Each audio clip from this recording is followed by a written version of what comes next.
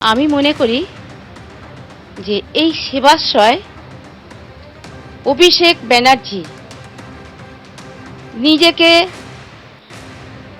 দেখাবার জন্য যে গরিব দুঃখীর জন্যে এই সেবাশ্রয় খুলেছেন, খুবই ভালো কথা। কিন্তু তিনি অবশেষে গরিব দুঃখীর পাশে কিন্তু সঠিকভাবে দাঁড়ায়নি। আমি এখানে আমার আলোক সঙ্গে ক্লাবে যে সেবাশ্রয়ে, সেখানে আমাকে ভুল ভাল ওষুধ দিল, সেই সব খেয়ে আমার ব্যথা যন্ত্রণা বেড়ে গেল। এইখান থেকে আমি নবরতন, নবরতন ওইখানে যে ক্যাম্প বসেছিল, সে বিশাল বড়, ওখানে অভিষেক নিজে এসে ওখানে উদ্বোধন করেছিল।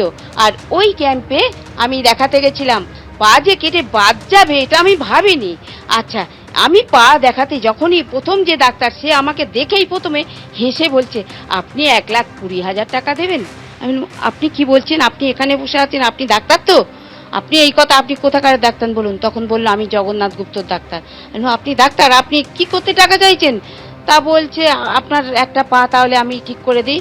আমি বললাম, আপনি তাহলে এখানে কেন বসেছেন? তখন বলল, তাহলে আপনি আপনার পার্টির মারফত দিয়ে যান, অভিষেকের সাথে যোগাযোগ করুন। তারপর আমি ওনার সাথে যোগাযোগ করি। আমি চাই আমার মতন আর কেউ যেন না এরম ভোগে। আজকে আমি চিরদিনের জন্য পঙ্গু হয়ে পড়ে রয়েছি, কারোর এইরকম যেন, আমি চাই আমার সুষ্ঠু বিচার চাই।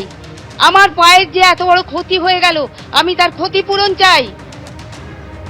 রবীন্দ্রনগর থানা এলাকার বাসিন্দা মালতী বিশ্বাস, তিনি যা স্পষ্ট অভিযোগ করেছেন আপনারা শুনলেন, যে নার্ভের চিকিৎসা করাতে গিয়েছিলেন সেবাশ্রয়, সেখান থেকে যে ওষুধ দেওয়া হয়েছিল সেই ওষুধ খেয়ে আরো বেশি করে তিনি অসুস্থ হয়ে পড়েন এবং পরবর্তীতে তার পাটা পর্যন্ত বাদ যায়।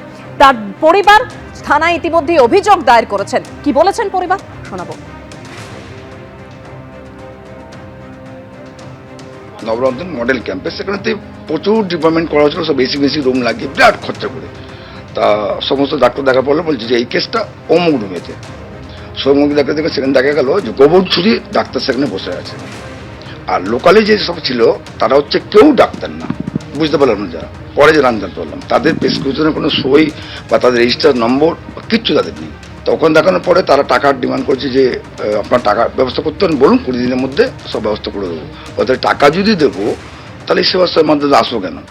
তখন বললো, তাহলে আপনার যাদের মারফত দিয়ে এসছেন, পলিটিক্যালের মাধ্যমে দিয়ে এসছেন, সেই পলিটিক্যাল মাধ্যম দিয়ে ব্যবস্থা করুন। তারা রেফার করে দিল, অভিষেকের প্যাডেতে রেফার করে দিল বাঙ্গুল হসপিটাল। তখন উনি অভিষেকের চিঠিটা দেখানোর পরে ডাক্তাররা ওনাকে সুযোগ করে দিল আগে করার জন্য। ওরা দেখার পরেতে তখন ওরা বললো যে এই চিকিৎসা আমাদের এখানে হয় না। তখন ওরা চিত্তজন ন্যাশনাল মেডিকেল কলেজে ভর্তি করে, পার্ক সার্কাস, এই পরীক্ষা করো, ওই পরীক্ষা করো, সেই পরীক্ষা করো, ব্লাড নিয়ে আসো, সমস্ত কিছু আমাদের নিজেদের খরচা।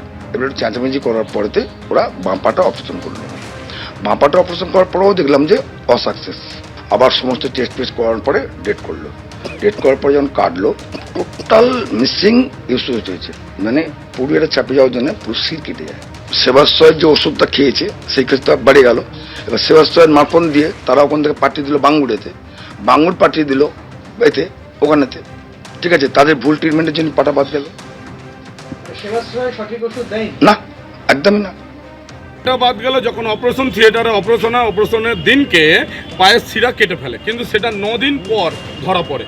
সেটা 9 দিন পর যখন ধরা পড়ে, 9 দিন পর ধরা পড়ার পর পা পছন্দ ধরে, তখন বাধ্য হয়ে সেই সব মেডিকেল বোর্ডরা বসে পা কাটার ডিসিশন নেন। এবং আমার মা সুস্থ সবল মানুষ ছিলেন, হাঁটুতে যন্ত্রণা ছিল, সেই যন্ত্রণা দূর করতে গিয়ে আজকে সেবাশ্রয়ের ভুল ক্যাম্পে, ভুল ডক্টরদের ট্রিটমেন্টের জন্য, ভুল ওষুধের খাবার ফলেতে মাকে আজকে পা সারা জীবনের জন্য পঙ্গু হয়ে যেত। এই যে ভুল ওষুধটা কারা দিল? ভুল ওষুধ প্রথমে তো সেবাশ্রয় ক্যাম্প থেকে, আলোক সঙ্গ ক্লাবে যে সেবাশ্রয় ক্যাম্প বসছিল সেখান থেকে ওষুধ দিয়েছিল, মডেল ক্যাম্পে যেখান থেকে ওষুধ দিয়েছিল সেই সব ওষুধকে আরও ব্যথা যন্ত্রণা বেড়ে যায়। তার ফলেতে আমরা ন্যাশনাল মেডিকেল কলেজের রেফারে গিয়ে ট্রিটমেন্ট করতে থাকি।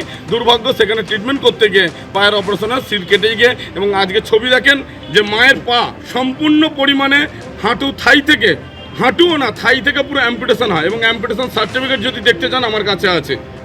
মালতী বিশ্বাসের পরিবার যখন থানায় অভিযোগ জানান, সেই সময় পরিবারের সঙ্গে ছিলেন বিজেপি নেতা অভিজিৎ দাস ববি। ঠিক কি বলেছেন তিনি, শোনাবো। দেখুন, এই যে আমাদের যে মালতী দি আছেন, মানে আমাদের প্রবীর দার স্ত্রী, ওয়াইফ, তো ওনাকে শরীর পায়ে যন্ত্রণা হচ্ছিল বলে আপনার এই সেবাশ্রয় ক্যাম্পে, যেখানটা ওই অলোক সংঘর কাছে ছিল 7 নম্বর ওয়ার্ডে, ওখানে গিয়েছিলেন। ফোর্সফুলি ওনাকে নিয়ে যাই ওখানকার প্রাক্তন কাউন্সিলর। ওখানে নিয়ে যাওয়ার পর ওনাকে অনেকগুলো ওষুধ দেওয়া হয়। সেই ওষুধগুলো কারা দিচ্ছে, কে ডাক্তার, তার কোনো এনেই আপনি দেখেও বুঝতে পারবেন। এই সমস্ত, তাতে কোনো রেজিস্ট্রেশন নাম্বার নেই, কিছুই নেই। এবং তারপর ওখানে মডেল ক্যাম্পে রেফার করা হয়। সেখানে দিয়ে আপনার রেফার করা হয় হচ্ছে কোথায় নিয়ে, বাঙ্গুরে।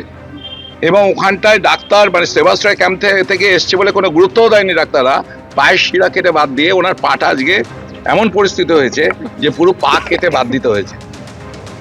এবং তারপরে এটা নিয়ে অনেকবার আপনার অভিষেক ব্যানার্জির কাছে তদবার করেছে, কিন্তু অয়ন বা সুমিত এরা কেউ এনাদের পাত্তা দেয়নি। এবং পুরো একটা র্যাকেট চলেছিল। এই র্যাকেটের মধ্যে গোপাল শাহ ছিল, আপনার এখানটায় এখানকার লোকাল কাউন্সিলর 7 নম্বর ওয়ার্ডের, যে 10 নম্বর ওয়ার্ডের কাউন্সিলর এবং প্রাক্তন কাউন্সিলররা, সব নাম উনি বলবেন। এবং এরা সমস্ত রয়েছে, পুরো একটা চক্র তো কাজ করছে সেবাশ্রয় নিয়ে। তো আজকে এই রবীন্দ্রনগর থানায় আজকে এফআইআর করা হলো এদের নামে, এবং ইনি করলেন আমাদের প্রবীরবাবু, উনি এফআইআরটা করেছেন। আবারও সেবাশ্রয় নিয়ে অভিযোগ, এবার অভিযোগ দায়ের হলো রবীন্দ্রনগর থানাতে। অভিযোগ দায়ের করলেন রবীন্দ্রনগরেরই এক বাসিন্দা মালতী বিশ্বাস। মালতী দেবী তিনি গিয়েছিলেন সেবাশ্রয় ক্লিনিকে। তার সমস্যা ছিল হাঁটুর যন্ত্রণা। তিনি ডাক্তার দেখাতে যান। সেবাশ্রয় ক্যাম্পের ডাক্তাররা জানিয়ে দেন যে তার পায়ের সমস্যা রয়েছে, ওষুধ খেতে হবে। তার কাছে যে ডকুমেন্টস রয়েছে তা বলছে যে তিনি সেবাশ্রয় ক্যাম্পে গিয়েছিলেন গত বছরের, অর্থাৎ 2025-এর ফেব্রুয়ারি মাসের 6 তারিখ। 6 তারিখ তাকে ওষুধ দেওয়া হয়। তিনি সেই ওষুধ খেতে শুরু করেন, ব্যথা কমে না। আবার তিনি 8 তারিখ সেবাশ্রয়ের মডেল ক্যাম্পে যান এবং তারপর সমস্যা কমে না। তাকে চিকিৎসকরা যে ওষুধ দেন সেই ওষুধ তিনি গোটা ফেব্রুয়ারি মাস, গোটা মার্চের 19 তারিখ পর্যন্ত গত বছরের খেয়ে গিয়েছিলেন। তারপরে যখন তিনি আবার যান তখন তাকে বলা হয় যে সরকারি হাসপাতালে রেফার হতে হবে, সরকারি হাসপাতালে যেতে হবে। তারপর প্রথমে এমআর বাঙ্গুর, তারপর ন্যাশনাল মেডিকেল কলেজ হাসপাতাল। সেখানে গিয়ে অস্ত্রোপচারের পর তার ডান পা হাঁটুর নিচ থেকে বাদ দিতে হয়। এখন তার সম্বল বলতে এই নকল পা এবং এই যে তার চলার সম্বল, হাঁটা চলা করার জন্য ঘরের মধ্যে এই ওয়াকার, এবং আমরা দেখতে পাচ্ছি যে তার এখানে হাঁটা চলার জন্য অন্যান্য সরঞ্জাম। এই এক পা নিয়ে তিনি প্রতিবন্ধী সার্টিফিকেট জোগাড় করে ঘরে রয়েছেন। তিনি গিয়েছিলেন তার পরিবারের সদস্যদের নিয়ে অভিষেক বন্দ্যোপাধ্যায়ের সঙ্গে দেখা করে একটা বিহিত করতে। তিনি চাইছিলেন যে এই সমস্যাটা অভিষেক বন্দ্যোপাধ্যায় শুনুন এবং তিনি একটা ব্যবস্থা করুন। কিন্তু দিনের পর দিন 4বার 5বার, কখনো কালীঘাটের বাড়িতে, কখনো ডায়মন্ড হারবারের অফিসে, কখনোই অভিষেক বন্দ্যোপাধ্যায় পর্যন্ত পৌঁছানো যায়নি। কখনো সুমিত রায়, কখনো অয়ন ঘোষ দস্তিদার পর্যন্ত গিয়ে আটকে যেতে হয়েছে। অভিষেক বন্দ্যোপাধ্যায়কে অভিযোগ জানানোর সুযোগটাও তারা পাননি। আর তাই এবার সরাসরি থানায় অভিযোগ দায়ের। অভিষেক বন্দ্যোপাধ্যায়ের নাম তাতে রয়েছে আরো অনেকের নাম যারা এই অঞ্চলে সেবাশ্রয় ক্যাম্পের সঙ্গে যুক্ত ছিলেন। তারা চাইছেন এই ঘটনাটা তদন্ত করুক পুলিশ। আর এই নিয়ে সেবাশ্রয়ের নানান কেলেঙ্কারির 4টি অভিযোগ জমা পড়ল বিভিন্ন থানাতে।